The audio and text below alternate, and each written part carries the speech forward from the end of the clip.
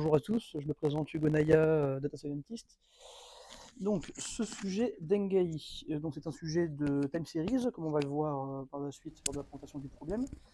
Pour vous donner déjà un contexte général du sujet, de la problématique à laquelle on va essayer de répondre, est-ce que l'IA peut être un outil d'intérêt pour la prédiction des épidémies?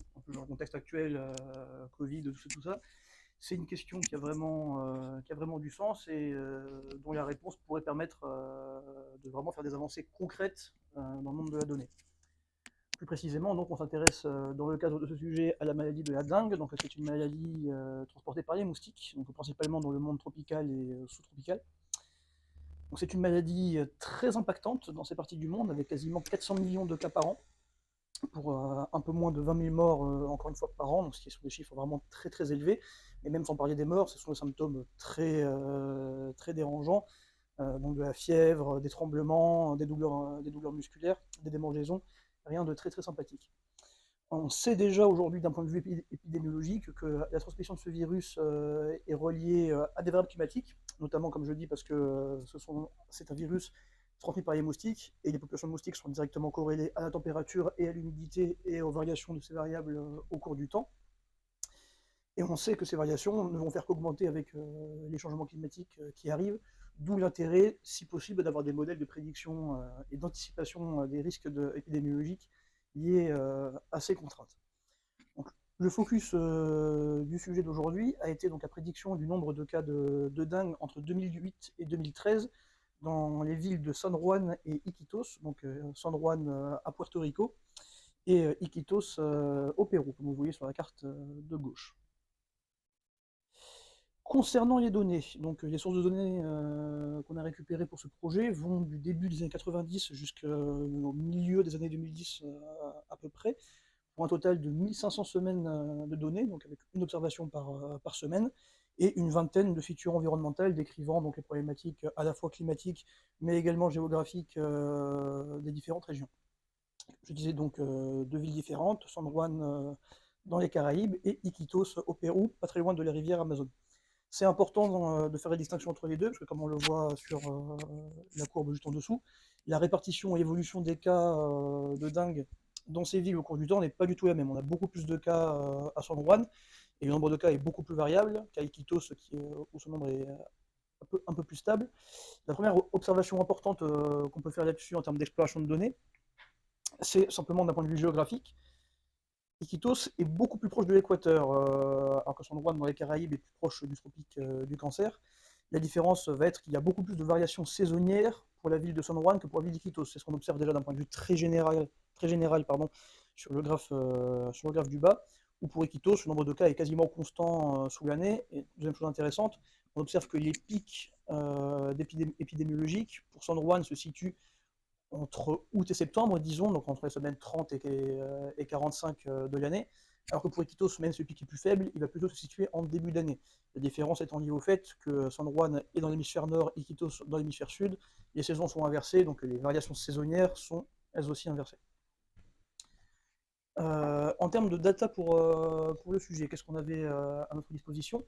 Trois grandes catégories de données, donc des informations liées à la température des différentes villes, des informations liées à tout ce qui est précipitation et humidité, donc les taux d'humidité et les taux de pluie des différentes régions pour lesquelles les prédictions ont été faites, et des informations sur la végétation de ces zones géographiques. Ces trois informations sont liées de près ou de loin à la reproduction des moustiques, et donc potentiellement à l'évolution du nombre de cas de dengue. La quatrième information qu'on n'a pas montrée ici, mais qui était à notre disposition, c'était forcément le vrai nombre de cas de maladie. Mais cette information-là n'a pas été utilisée pour entraîner les modèles, car le but vraiment de ce sujet était de prédire uniquement à partir des variables environnementales l'évolution de l'épidémiologie et du risque de maladie, pas à partir des cas des semaines précédentes. Ces informations provenaient des agences fédérales américaines qui collectent toutes ces données météorologiques. Merci Léa. Donc la première étape a été de faire un peu de data exploration sur le sujet. Donc la première variable, un groupe de variables dont on a parlé, c'était la température. Comme on peut le voir, donc l'évolution de la température, il y a beaucoup plus de variations, comme je l'ai dit tout à l'heure, à San Juan qu'à Iquitos, et on observe, comme je disais, donc une inversion des saisons entre les deux villes. L'hiver et l'été étant opposés dans les deux hémisphères, ça paraît logique d'un point de vue météorologique. Et c'est important car la température, comme on le verra juste après, est parmi les variables qui est à notre disposition, celle qui est la plus corrélée à l'évolution du nombre de cas. L'autre variable d'intérêt qu'on a étudiée, c'était l'humidité. Donc ce que vous avez en haut, c'est le taux de précipitation, et ce qu'on a en bas, c'est le taux d'humidité, donc en précipitation en millimètres par semaine. On observe encore une fois plus de précipitations et d'humidité à Iquitos qu'à San Juan, ce qui est logique encore une fois, parce qu'on est un peu au milieu de la forêt amazonienne. Et c'est encore une fois une variable d'intérêt, puisqu'on on sait d'un point de vue médical qu'il y a une augmentation, un lien fort entre l'augmentation de l'humidité et l'augmentation du nombre de cas de dengue, et notamment sur la variation de ce taux d'humidité. On observe plus de stabilité à San Juan de ce point de vue-là qu'à Iquitos. Je vais résumer un petit peu de tout ce qu'on vient de se dire, c'est qu'il y a une forte disparité entre les deux villes et la manière dont ces variables environnementales évoluent pour les deux villes. C'est pour ça, c'est ce que j'ai représenté derrière, que deux modèles différents ont été développés, un par ville, en raison de ces divergences entre les deux. Et la dernière étape de data exploration a été de s'intéresser à la corrélation entre les variables qu'on avait à notre disposition et l'évolution du nombre de cas. Je vais faire 2 clics de plus. La première variable d'intérêt qu'on observe là-dessus, c'est tout ce qui va être lié à la température, comme on peut le voir. Ce que montre ce graphe, ce que vous avez en bas, c'est le taux de corrélation avec la variable cible. Ce qu'on a à gauche, c'est les différentes variables d'intérêt. Ce qu'on va faire, c'est que ce premier groupe de variables liées à la température, qu'on retrouve en bas du graphe, a une corrélation positive avec le nombre de cas, ce qui signifie que plus la température est importante, plus le nombre de cas va être élevé. C'est important parce que c'est ça qui va aider le modèle à faire la prédiction sur l'évolution du nombre de cas. A l'inverse, et contrairement à ce que j'ai dit à l'instant, d'un point de vue, ce qu'on peut imaginer d'un point de vue médical, tout le groupe de variables du milieu, avec lié à l'humidité, a une corrélation faible ou quasiment nulle avec le nombre de cas. En tout cas, beaucoup moins forte que la corrélation liée à la température. Et enfin, ce qu'on observe, c'est que le premier groupe de variables qui, lui, est lié à la végétation, c'est-à-dire le taux de végétation autour d'un endroit, est corrélé, mais négativement, avec le nombre de cas de dengue dans la ville en question. Donc, avoir cette information-là nous permet, ce que va présenter juste derrière, de mieux choisir les variables utilisées pour le modèle, notamment parce qu'on a beaucoup de variables qui sont corrélées les unes aux autres. Vous doutez bien que l'évolution de l'humidité et du taux de précipitation sont forcément très très corrélées. Et cette exploration nous a permis de mieux choisir les variables qui vont être utilisées pour entraîner le modèle. Et je laisse la parole à Léa pour la présentation de la partie vraiment modélisation. Bonjour à tous. Donc déjà, pour rappeler un petit peu l'objectif précis de notre travail, c'était donc de prédire le nombre de cas de dengue semaine après semaine entre 2008 et 2013, donc dans les deux villes, San Juan et Iquitos. Après ce que vient de vous présenter Hugo, on a vu qu'il y avait des profils vraiment très différents entre les deux villes, que ce soit au niveau des features environnementales que du nombre de cas de dengue. Donc on a choisi vraiment de séparer la modélisation pour chaque ville. On a fait vraiment deux modèles différents.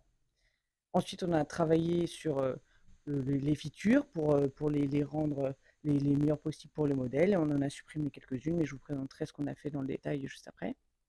Ensuite, on a testé de nombreux modèles, mais on en a gardé 5 qui donnaient les meilleures performances et sur lesquels on a travaillé à avoir les meilleurs paramètres possibles pour les rendre optimaux. Et donc la spécificité vraiment de notre approche, c'est qu'on a fait, pour chacun des modèles que je viens de présenter juste avant, on les a séparés en deux sous-modèles. Donc on a utilisé les données de saisonnalité, donc à quelle semaine on se trouve pour prédire le nombre de cas de dengue, et les données de tendance, c'est-à-dire les données environnementales, donc est-ce qu'elles vont avoir tendance à accentuer le nombre de cas de dengue ou à l'inverse à les faire réduire. Et donc on a fait deux sous-modèles, et je présenterai plus en détail juste ensuite. Et pour l'ensemble de ces sous-modèles, on a travaillé sur des jeux de test pour trouver les hyperparamètres et puis rendre ces modèles optimaux.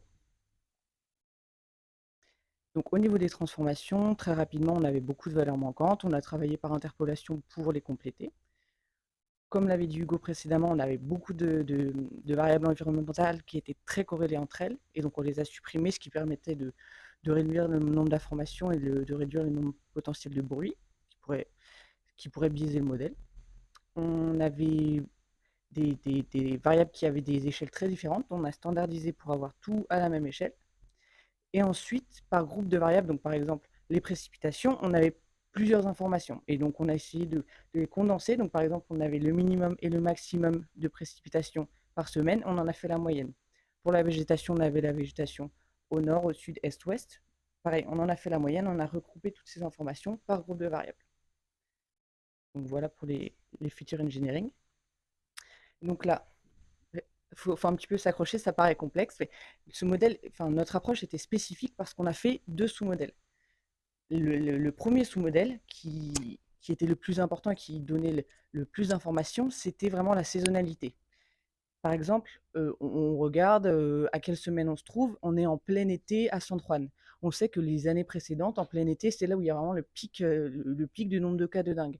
Donc on regarde par rapport aux années précédentes et on se dit, bon, il y a des grandes chances qu'il y ait de grands nombres de cas cette semaine-là. Donc à partir de ces informations, on va prédire le nombre de cas de dingue et on obtient une première prédiction à partir de notre premier sous-modèle. Et le deuxième sous-modèle, il est basé, lui, à partir des features environnementales. On va prendre toutes ces features et plus précisément la rolling mean de ces features. Donc qu'est-ce que c'est la rolling mean? C'est que on regarde par exemple la précipitation à la semaine à laquelle on veut prédire. On regarde ce qui s'est passé les 4 semaines précédentes et on en fait la moyenne. Ça permet de lisser un petit peu les courbes de précipitation, si on prend l'exemple de cette feature, et puis de lisser un petit peu ces courbes et d'aider le modèle à prédire plutôt que d'avoir plein de petits pics et que ce serait plus compliqué pour le modèle. Et donc dans ce deuxième sous-modèle, à partir des features, on essaye de prédire le nombre de cas de dingue auquel on a soustrait la première prédiction obtenue à partir de la saisonnalité. Donc, on obtient deux prédictions à partir de deux sous-modèles, on en fait la somme et on obtient une prédiction finale basée sur la saisonnalité et sur la tendance. Et donc, à partir de cette approche, on a eu un résultat, donc une MAE, Mean Absolute Error, de 19,68 cas par semaine, sachant que plus cette métrique est basse, meilleur c'est.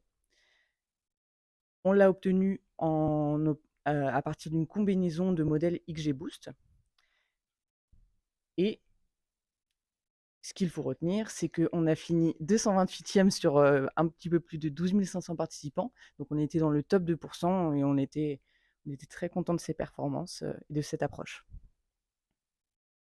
Et donc à la problématique qu'avait soumis Hugo, est-ce qu'on a réussi à répondre? Pour nous, oui, parce que avec quelques informations environnementales, température, précipitation, humidité, en tout cas dans le cas de l'épidémie de dengue, on a réussi à prédire de manière assez fiable le nombre de cas de dengue qui allait se passer dans le futur dans ces deux villes. Donc si vous avez des questions, n'hésitez pas. Si vous n'avez pas tout compris.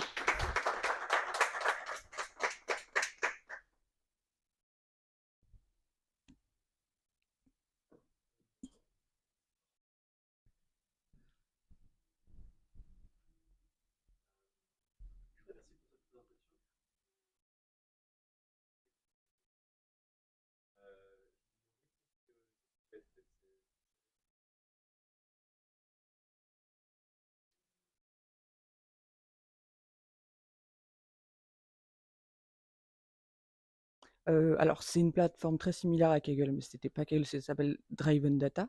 Mais on sait que la compétition a commencé il y a déjà 1 ou 2 ans et elle se termine bientôt dans 2 mois. Après, les codes des personnes qui ont les meilleurs scores et donc le meilleur score doivent être mis à disposition pour que eux puissent le réutiliser ce travail. Après, concrètement, comment ils vont le mettre en place? Est-ce qu'ils vont échanger avec les personnes qui ont créé ces modèles pour faire vraiment avancer les choses, peut-être le rendre même encore meilleur, ce modèle? On ne sait pas encore. Et puis si on arrive à être les meilleurs d'ici 2 mois, bah, peut-être qu'on travaillera avec eux.